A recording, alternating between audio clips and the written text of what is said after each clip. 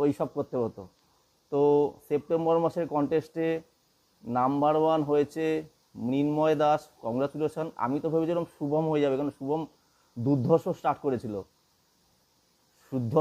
করেছিল, কিন্তু ওভারঅল আমার যেহেতু 5টা কোয়েশ্চেন ছিল, আমার এসি সার্ভিসিং ছিল 10 নম্বরে, এসি ইনস্টলেশন ছিল 10 নম্বরে, ইনভার্টার ও নন ইনভার্টার এসি 10 নম্বরে ছিল, আর রুম ওয়াইজ এসি নির্ণয় ও এসি কত রানের হয়, এই টোটাল 5টাতে হিসাব করলে মৃন্ময় দাস নাম্বার 1 ফার্স্ট হয়েছ, শুভম কুণ্ডু সেকেন্ড হয়েছ, আর শুভ দাস থার্ড হয়েছ।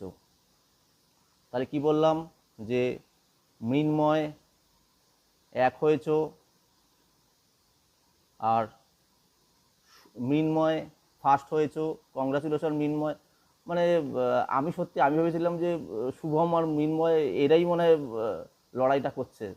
তো এদের মধ্যে থেকে মানে আমি এখনও মানে কি বলবো, আমি 11টা বলেছিলাম, 11টা অ্যান্সার দেবো, কিন্তু আমি বারবার ডবল ডবল করে তোমাদের অ্যান্সারগুলো পড়েছি, ডবল ডবল না, আরও বেশি, তিনবার করে পড়েছি, যে আমি বুঝতে পারছি না যে কে বেটার।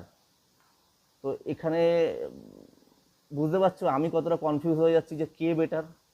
মানে কখনো কোনো মৃন্ময়ের লেখাটা আমি পড়ছি, আবার শুভমেরটা পড়ছি, দুইজনের মধ্যে কেন আমি বুঝতে পেরেছি দুইজনই ফার্স্ট সেকেন্ড হবে। কিন্তু যাই হোক, তার মধ্যে আমি কষ্ট করে করতে পেরেছি। তো মৃন্ময় দাস ফার্স্ট হয়েছো, শুভম কুণ্ডু সেকেন্ড হয়েছো, আর আমাদের শুভ দাস থার্ড হয়েছো। তাহলে Shubho Das third, congratulation. Shubham Kundu second, congratulation. ও Mrinmoy Das first, congratulation. Awesome awesome. মানে এরকম কন্টেস্ট করতে পেরে মানে আমার হয়তো আমি অ্যাকচুয়ালি গর্বিত তোমাদের মতো স্টুডেন্ট পেয়ে, নইলে এরকম অসম্ভব দারুণ।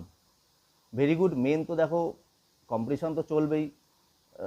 আমি আবার চালাবো কম্পিটিশান, হয়তো অক্টোবর মাসটা আমি বলেছি বন্ধ রাখবো, এই পুজো থাকবে থাকবে, কিন্তু সেপ্টেম্বর মাসের যে 40 নম্বরে কন্টেস্ট হয়েছে সেখানে রিপিট করছি, ফার্স্ট হয়েছে মৃন্ময় দাস, সেকেন্ড হয়েছে শুভম কুণ্ডু, থার্ড হয়েছে Shubho Das. Congratulation, very congratulation. By.